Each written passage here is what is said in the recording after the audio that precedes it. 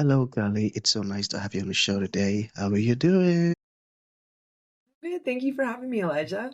Beautiful, beautiful. And thank you so very much for being here. See, Carly, I truly appreciate you. And oftentimes, Carly, I love to thank my guest for two things.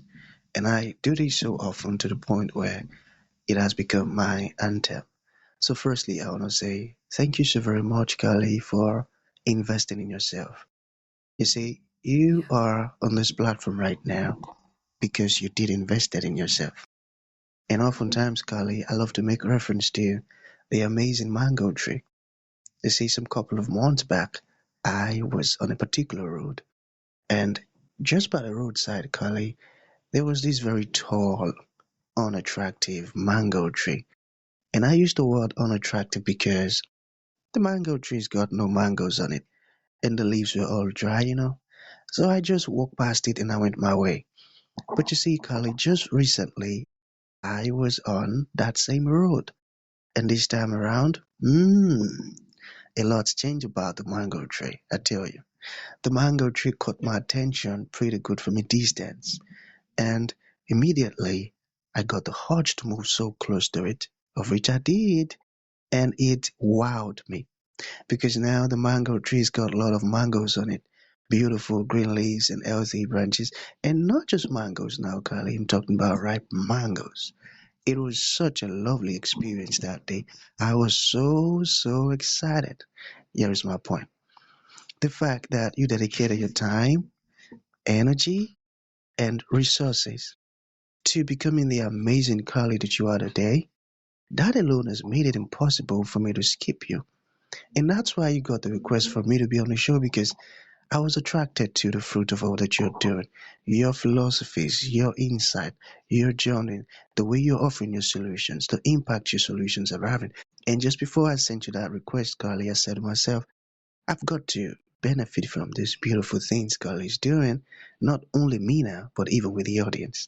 And here we had a day with the amazing Carly. So thank you so very much for doing that yourself. And secondly, thank you for saying yes to the invite. Because if you had said nope, there was nothing Elisha could do about it. Thanks so much. Thank you. All right, so Yeah, let's definitely looking forward to it. let's get started.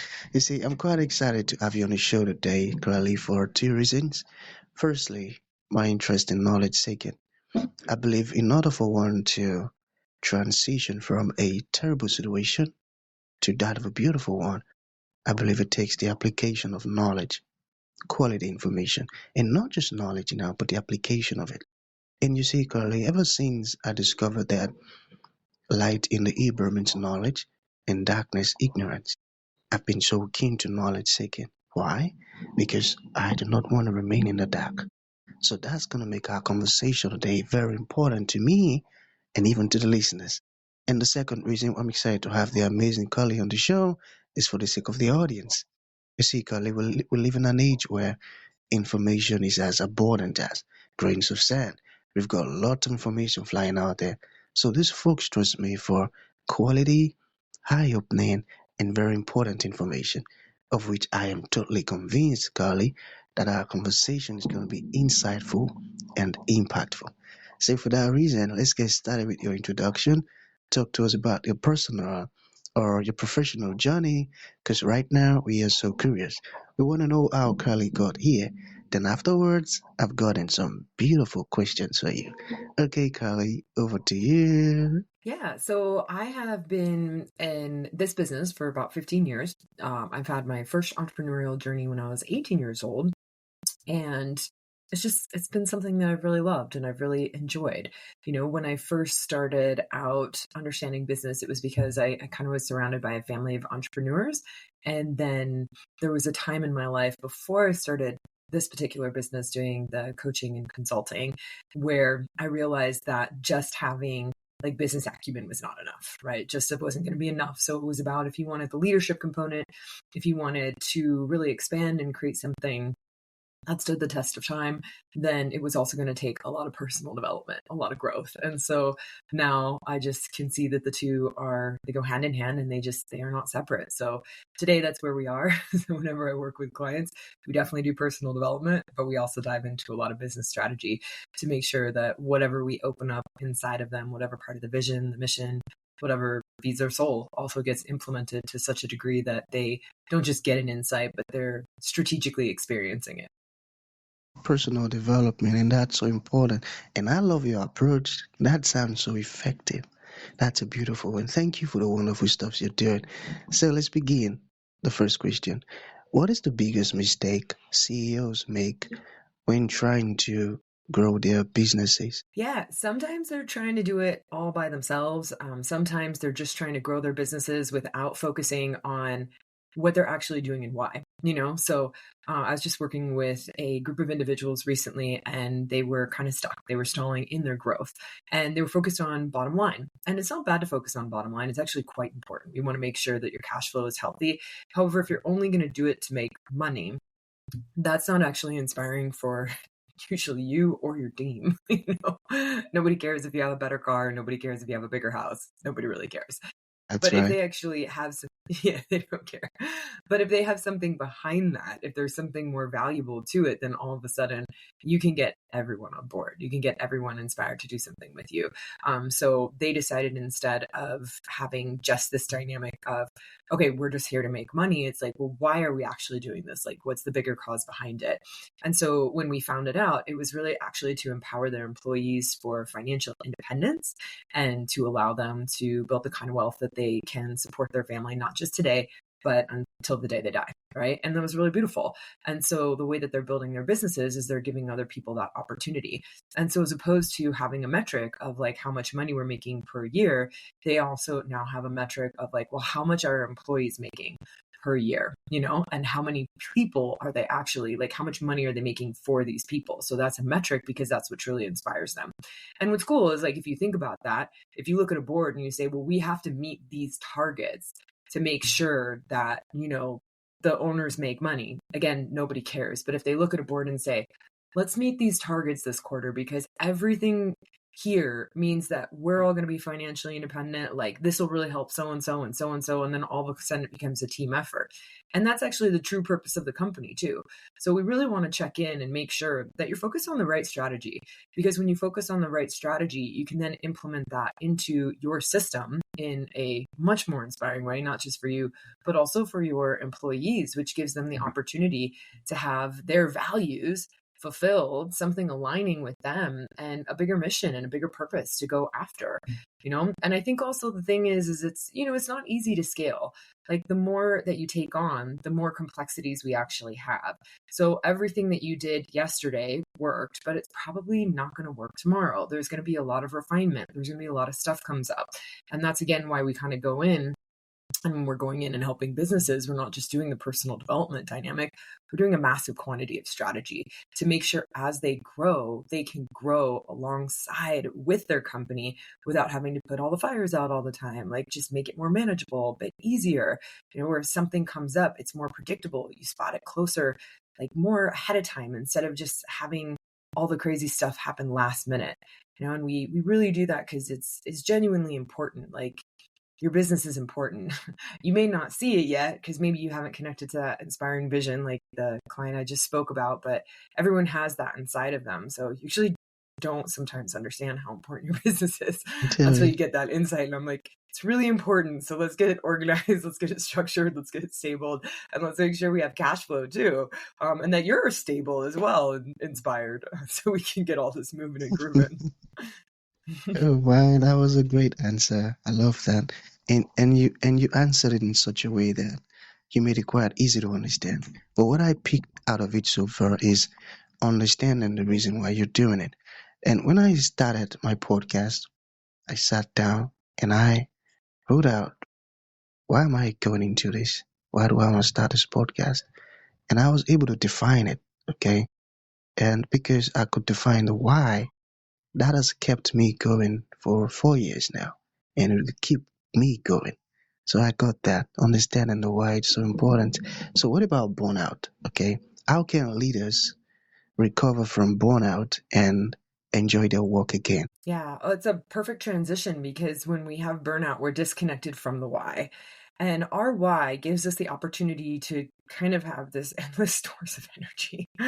Um, So Sometimes I'm true. like, it's challenging as well. Like we kind of all want it, but then you don't realize, maybe you haven't had a cup of like sleep for like a few days, but you feel really energized, and then all of a sudden you stop doing what inspires you and you crash and burn and you're like, what the heck just happened?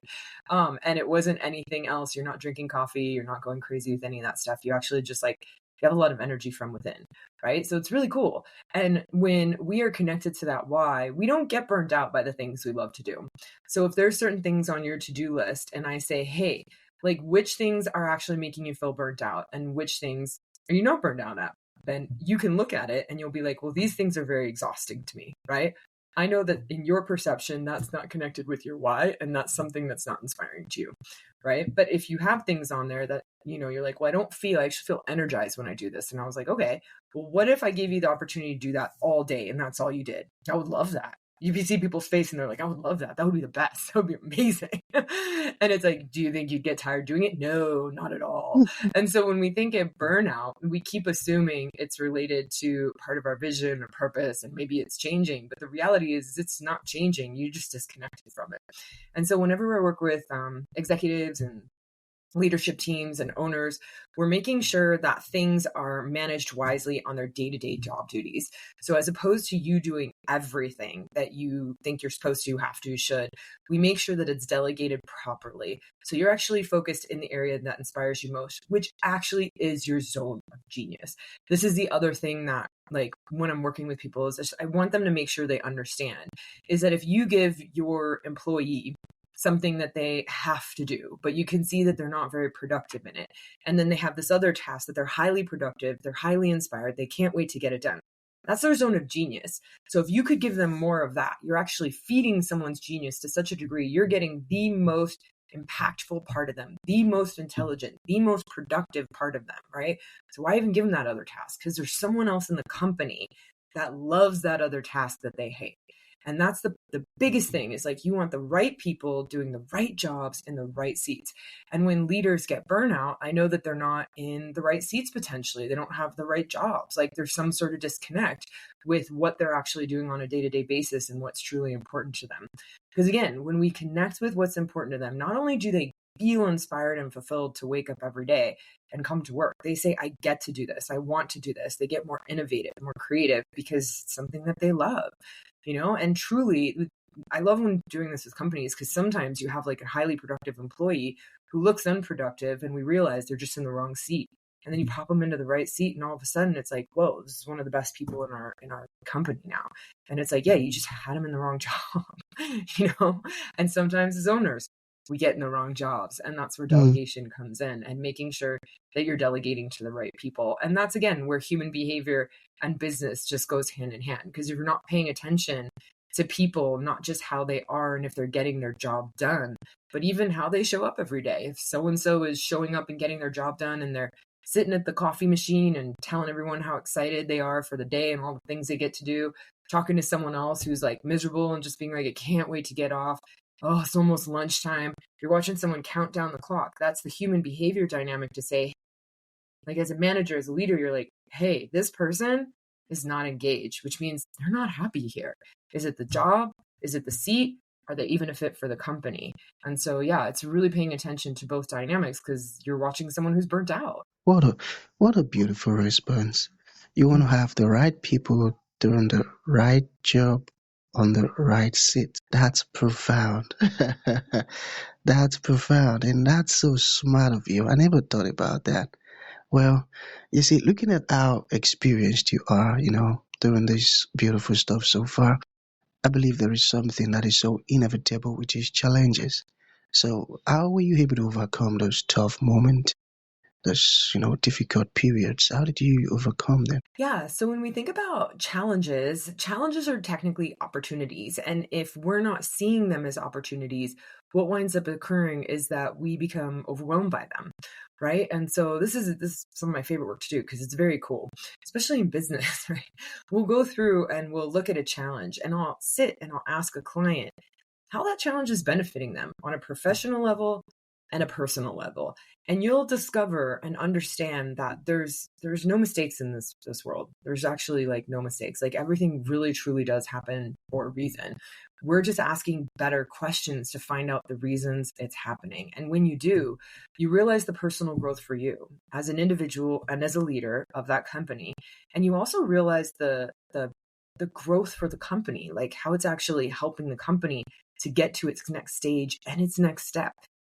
Huge deal, because when we keep asking those quality questions to uncover what the real opportunity is in a challenge, you start to understand and discover the next steps. You're not emotionally connected and triggered anymore by it, because you're like, whoa, I didn't see this as an opportunity before, but now I see it as an opportunity, right? And because of that, you don't feel like emotionally drained, you don't feel exhausted, you don't feel frustrated, you don't feel angry, you're not going to feel burnt out, right? And so it's really cool because I was working with a client who had some theft in their company, right?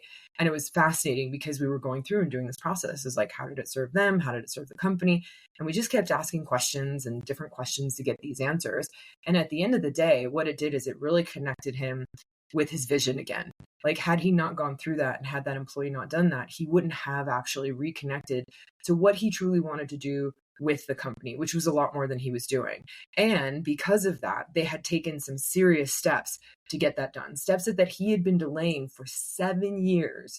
7 years he put it aside, and it was the theft that got him to move forward and actually take those steps.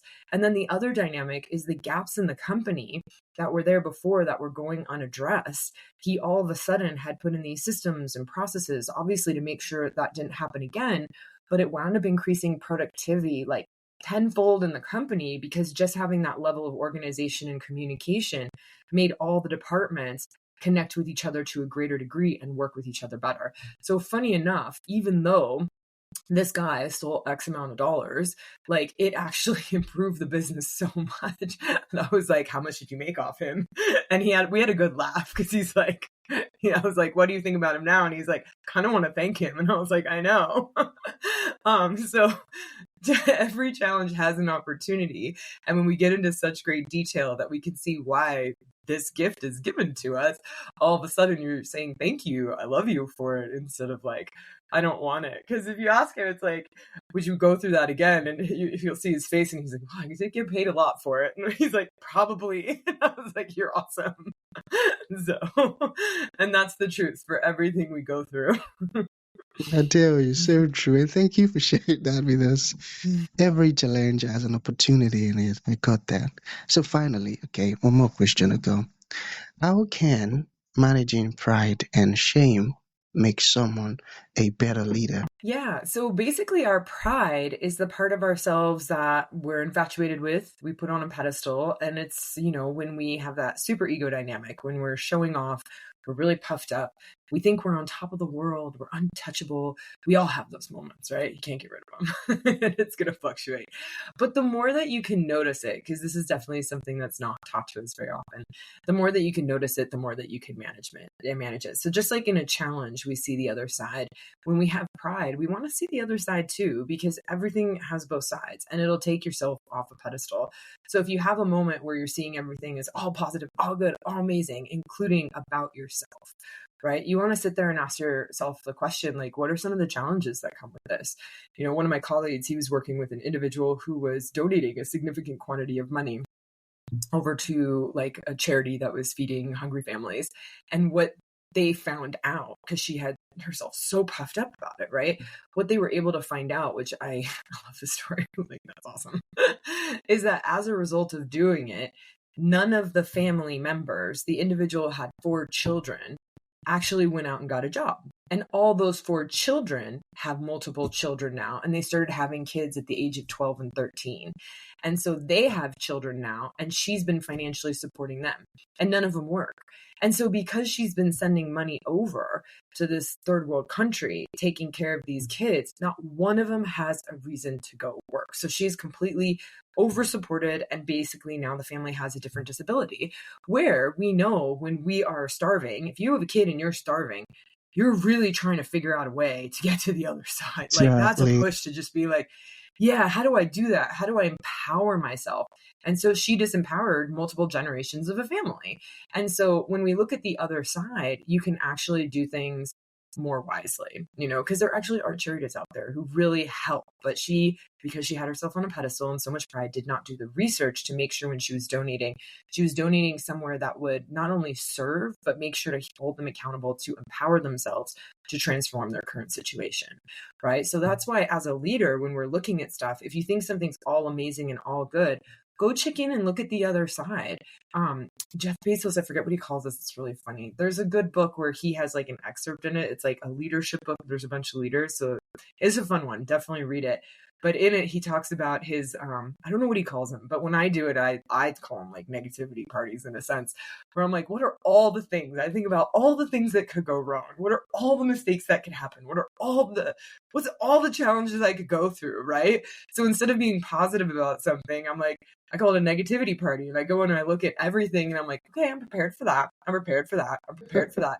I am not even close to prepared for that. And I think, and I'm like, that's a genuine issue that could arise, I tell you. And so sometimes too is like, I'll even ask family members and they're not interested in the same things as I am. So they have a lot of different perceptions and negative feedback for me. And they'll be like, I'm sorry, I don't mean to like burst your bubble. And I'm like, no. I never would have thought of that. I'm like, thank you so much.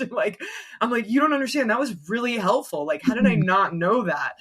And so whenever I'm doing something new, I actually ask multiple family members who I know don't even like the idea, because I know they're going to give me negative feedback based on their expertise and their experiences that can help me know, is this realistic?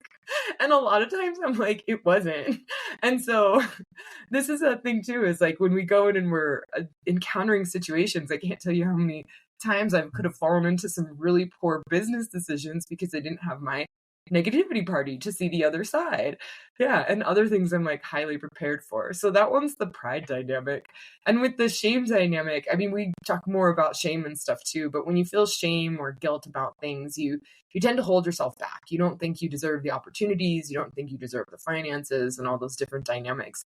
So it's really important for you to clear your guilt and shame too. And remember that no matter what you've done or not done, you're genuinely worthy of love.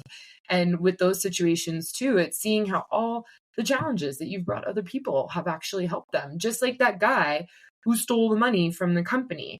If he Yeah. understood that, can you imagine like the guilt and shame that he would release inside himself? And it's like, Mm. yeah, you did something. We all do things. We all do things sometimes that are a little off base. But like, if you just ruin your life for the rest of your life and like literally make yourself pay with your life, not seeing that there's two sides to everything, you're just going to beat yourself up forever, and maybe it'll stay and stick the only strategy you have because you can't empower yourself to get out and do anything else because you feel too much guilt and shame. Right. And so that's why it's so important to like see both sides. And even when I've worked through big stuff and big challenges, it's like I'll go to the people who have done big things. And I now often share with them, especially if I run into them, like how it helped me, how it served me, and just making sure like, and you see it sometimes they get like a glimmer of like, oh, I feel better. And it's like, sometimes they have so much guilt that they don't even want to like hear it. And I'm like, there's nothing to say sorry for. I'm like, I love you. Like, thank you. You changed my life. Like, I love you. So it's really hard for us to hear that. But like, yeah, the more that you can do that for yourself, the more that you can give yourself permission to move forward. And then you also won't be over accommodating because when you have too much guilt and shame, you'll become overly altruistic in the world. And again, when you're overly altruistic, remember, we're giving without receiving, we're giving without paying attention to how we're giving. Maybe you're like that individual with the charity challenge or so you want to pay attention. You want to overgive. And even if you have too much pride, you become overly narcissistic, but the balance in between is perfect, where it's like we have altruism, but then we're also getting paid. So there's a little bit of narcissism. And that balance of both is like kind of how we function in the world, where we can give out a service and get paid. That's a beautiful balance, like balanced altruism and narcissism. Too high of narcissism, we're really puffed up, we've got pride. Too altruistic, I know you've got a lot of guilt and shame. Profound. This is beautiful, I tell you. And I'll have to listen to our conversation again and again. I'll take that as a final thought, Carly. Thank you so very much. So, for folks who would like to reach out to you, learn more about the beautiful stuff you're doing, or even ask you questions, how can that be possible? Yeah, they can go to my website, which is westcoastgrowthadvisors.com. Yeah, and they can reach out to me directly there. They can go to some of my social media. LinkedIn is where I'm the most active. So, yeah, if you want to connect with me there, that's where I'm the most active. Beautiful. So that's going to be the end of the show, Carly. Thank you for coming and thank you for sharing those beautiful stuffs with us. It means a whole lot. Thank you. Thank you for having me.